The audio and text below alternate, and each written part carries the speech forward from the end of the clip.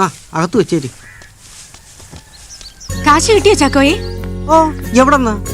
ജോയിച്ചന്റെ നേരിട്ട് ഏൽപ്പിച്ചോളാന്നാ പരമുള്ള പറയുന്നത്. പിന്നെ ഞാൻ എന്നാ ചെയ്യാനാ? ആഹാ, അത് കൊള്ളാലോ. ജോയിച്ചന്റെ ഭാര്യയാ ഞാൻ. കാശ് എന്റെ തന്നാ എന്നതാ ഒരു കുഴപ്പം? ഓരോരോ ഒഴിവ് കഴിവുകള്, അല്ലാതെ എന്നതാ? ജോയിച്ചിന് ഇവിടെ ഇല്ലാത്ത തക്കം മുതലാക്കുക അയാള്. ഇഞ്ചിയും കുരുമുളകും എന്നൊക്കെ പറഞ്ഞ് ഇനി ഇങ്ങോട്ട് വരട്ടെ. ആ പരമുള്ളേ, കാശ് ഇന്ന് തന്നെ എന്റെ വീട്ടിലെത്തിച്ചേക്കണം. ഞാൻ പറഞ്ഞേക്കാം. ജോയിച്ചൻ എപ്പോ വരും ചേച്ചി? മറ്റന്നാള്. 2-3 ദിവസമായിട്ട് ഈ കസേര ഇങ്ങനെ ഒഴിഞ്ഞു കിടക്കുന്നത് കാണുമ്പോ ഏതാണ്ടൊരു ഇതുപോലെ.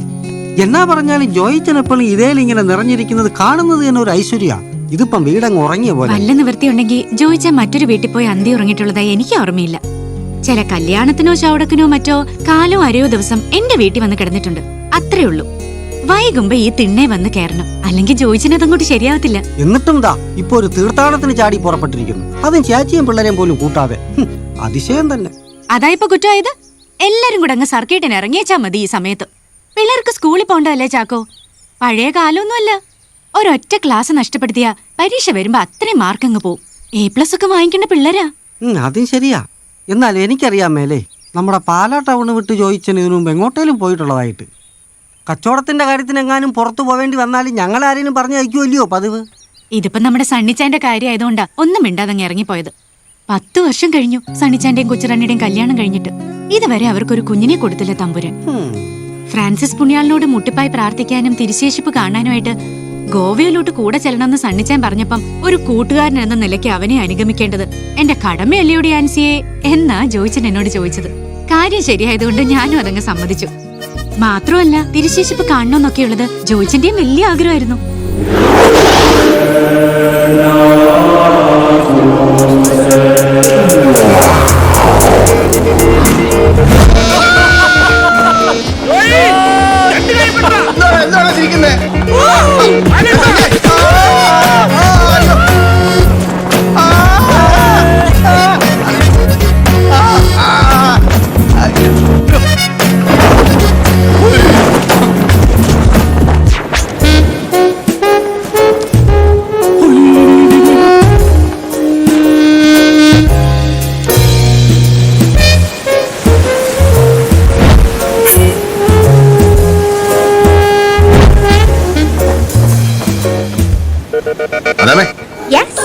I love you. Come on. ഒന്നുമില്ല, ചുമ്മാ nothing. ജോസേ അനിയ, നീ വെറുതെ തർക്കത്തിന് നിൽക്കാതെ ഞാൻ പറയുന്ന അങ്ങോട്ട് കേക്ക്. ഞാനൊരു പോലീസ് ഓഫീസറാണെന്നുള്ള കാര്യം പലപ്പോഴും നീ മറന്നു പോകുന്നു. പ്രമാദമായ ഒരു മർഡർ കേസിന്റെ ഇൻവെസ്റ്റിഗേഷനില്ല ഞാൻ. അഡ്വക്കേറ്റ് നരിമാനുമായിട്ട് എനിക്ക് നാളെ ഒരു അർജന്റ് മീറ്റിംഗ് ഉള്ളതാ. അതുകൂടെ കഴിഞ്ഞ് എനിക്ക് വരാൻ പറ്റത്തുള്ളൂ. എന്താ കടലിലെ ശബ്ദം? അത് പിന്നെ ഈ അന്വേഷണം ഒരു കടൽ തീരത്താ. എന്നാ പറഞ്ഞാലും ഈ കേസിൽ നാളെ നീ തന്നെ കോടതിയിൽ അപ്പിയർ ചെയ്തേ പറ്റൂ. അത് മസ്റ്റാ. ചത്തയാളെ ഒരു മീൻപിടുത്തക്കാരനായിരുന്നു. മീൻപിടുത്തക്കാരൻ. ശരി ശരി. ആരാ കെട്ടിയോള് തന്നെ അല്ലാതാര്.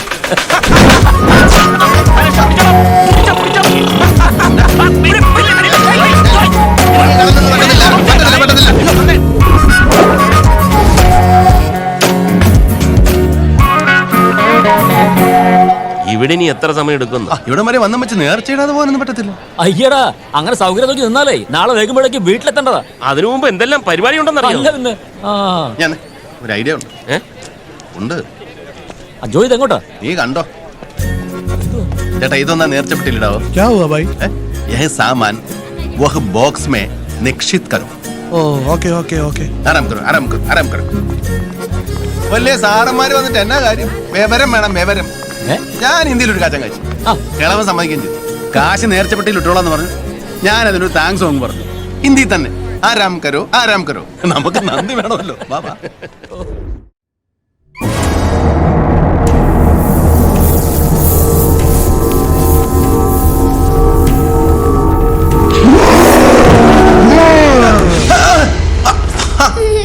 നീയായിരുന്നു.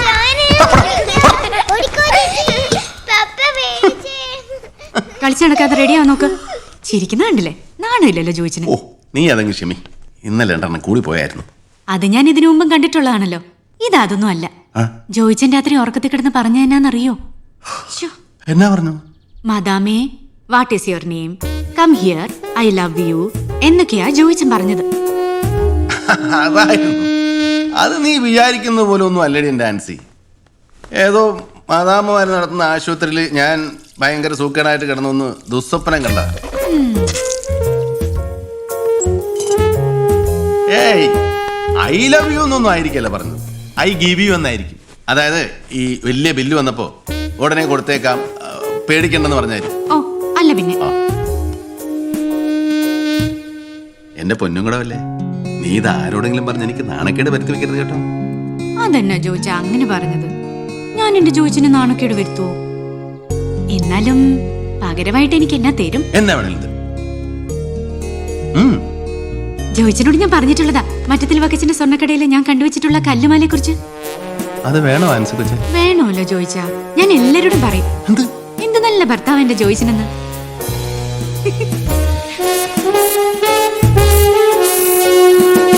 കൊട്ടാരം പോലുള്ള എത്ര ഇനം കാറുകളാ റോഡിൽ കൂടെ അങ്ങനെ തലങ്ങും വിലങ്ങും ഓടി നടക്കുന്നത്. ഈ പാട്ട തൂക്കി വിറ്റേം വെച്ച് പുതിയ കാർ ഒരെണ്ണം മേടിക്കണ്ട ജോയിച്ച. ഇതും തള്ളിക്കൊണ്ടിങ്ങനെ നടക്കുന്നത് ജോയിച്ചന്റെ നിലയ്ക്കും വിലയ്ക്കും ചേർന്നതല്ല. ഈ തറവാടിത്തോന്ന് പറഞ്ഞൊരു സാധനമുണ്ട്, അതൊന്നും വില കൊടുത്ത് വാങ്ങിക്കാൻ കിട്ടത്തില്ല.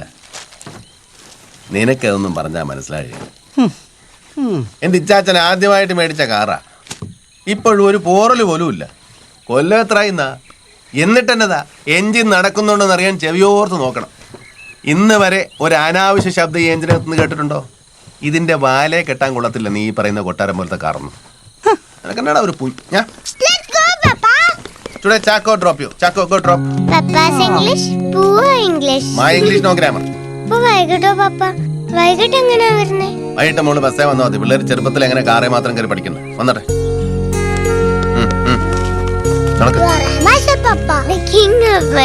മൈസർ നിന്റെയൊക്കെ ആൻസി കൊച്ചേ.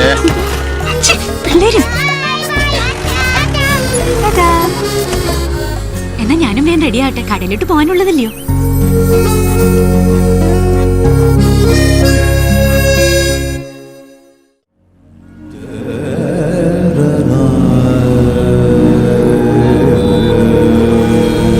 Dear brothers and sisters, there is a world outside of you, a world that is so broken, a world that is so shattered. Your eyes shall see the plight of this world around you today. Your ears shall hear the cry of a sad, painful, distressed and wounded world around you.